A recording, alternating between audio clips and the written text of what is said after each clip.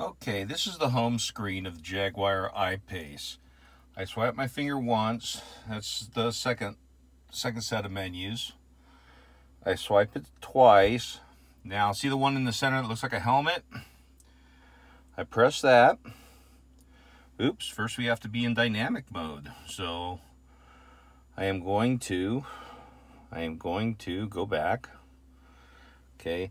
When I look down at the buttons here, you'll see one that says, it doesn't say anything, it shows a racing flag. I press that, and now the display reads dynamic mode, and now the doors glow red. The instruments glow, the power meter has a red band on it, and you'll see like a racing flag down in the corner, okay? Oh, I guess while I'm there, if I hold down, there's a traction control button right here. If I hold down on that, it won't show anything at first. When I release it, it'll say TracDSC. That's traction control off, and you tell it it's off by looking at the icon that says the traction control off symbol. Normally the car is going to understeer in that mode, but it can also snap oversteer. I would not play with that unless you're really familiar with the way heavy cars handle, because when it decides to come around, it's going to come around. Anyway, so okay, now we're in dynamic mode, and we'll go back to where we were at. Okay, I'm going to go back to home. This normally, that's how your car starts. That's the home screen. If I hit home, I'm in home. Home. There we go.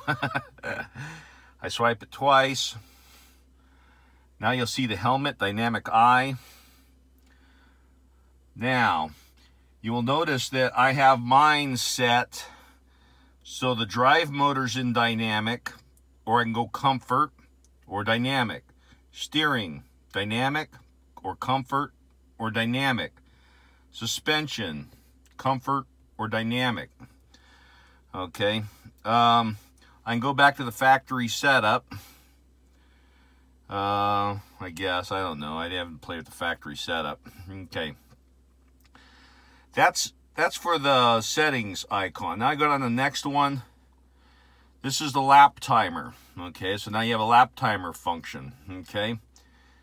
Then you have a G meter. This will read your highest G's for your lap. When you shut the car off, it forgets them. So if you're doing multiple laps, like autocross or whatever, and you're trying to see what your lap G's are, best off not turning off the car. That's a whole nother story. It involves putting it in neutral, and with the parking brake on, the car, you can park the car without it actually being off. Then we hit this one here, and that shows how much brake and throttle I've applied, and then it'll graph it over a function of time. This normally has throttle, brake, throttle, brake, throttle, brake going all the way down, but since I'm just sitting here, obviously all it's showing is a solid bar that I have my foot on the brake, because why? Just frickin' reflex.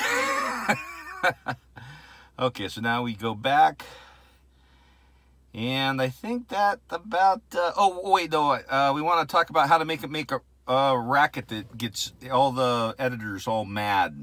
I'll go back again. Oh wait, that's clever. Okay. I go back to home, and I go back to home. Then I hit the settings thing. This is a little trick not everyone knows. If I hit that, it turns off the center displays in case they irritate me. You can drive, unlike some cars, you can drive this electric car without the center display at all. You can ignore the whole frickin' thing. If I hit that button, it'll turn it off. But, see, set map theme, display theme, all settings. Let's go to all settings. Takes a second. Okay, now, I go to features, and one of the features is active sound design. You have to scroll down, you get active sound design. Now, I can turn this volume up on my dynamic, or I can turn it down to calm.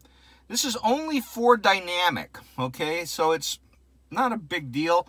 I think it sounds kind of nifty, but other people, you know, it irritates them. I don't really care. You know, a lot of times I'm playing rock and roll when I'm lapping anyway. So anyway, that's how to get to all those controls concerning performance, and enjoy your iPace and take it to a track today.